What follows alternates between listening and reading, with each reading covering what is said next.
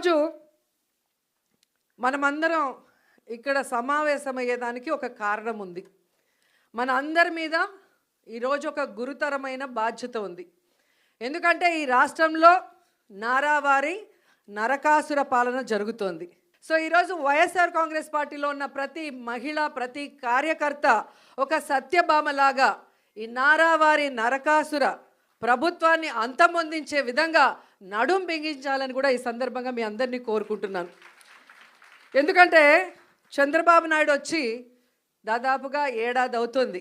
ఈ ఏడాదిలో ఆయన సాధించింది ఏందయ్యా అంటే అరాచకాలు, అఘాయిత్యాలు, అత్యాచారాలు, అవమానాలు, అక్రమ కేసులు, వేధింపులు, ఇవే సూపర్ 6.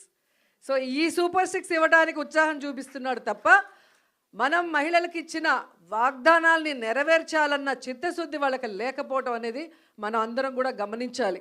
ఎందుకంటే జగన్మోహన్ రెడ్డి గారు అధికారంలో రాకముందు మహిళలకి ఏమేం ప్రామిస్ చేశారు, అధికారంలో వచ్చిన తర్వాత అవన్నీ ఎలా ఫుల్ఫిల్ చేశారు, అవే కాకుండా చెప్పని అనేకం కూడా మన కోసం ఎలా చేశారో మళ్ళీ నేను ప్రత్యేకంగా చెప్పాల్సిన అవసరం లేదనుకుంటున్నా. ప్రతి కుటుంబంలో ఎంతమంది ఏ స్కీమ్కి అర్హులో కులం, మతం, పార్టీ చూడకుండా అందరికీ అన్నీ అందించారు కాబట్టే ఈరోజు మనం ధైర్యంగా గ్రామాల్లోకి వెళ్ళగలుగుతున్నాం.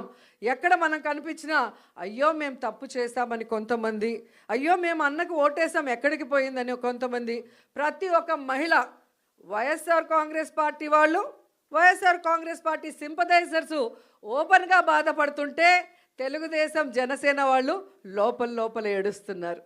ఎందుకంటే ఈ కూటమి ప్రభుత్వం వైఎస్ఆర్సీపీ మహిళలనే కాదు, వాళ్ళ తెలుగుదేశం, జనసేన మహిళల్ని కూడా మోసం చేసింది.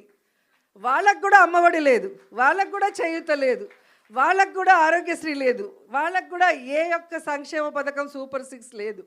అంటే మననే కాదు వాళ్ళని కూడా మోసం చేశారు.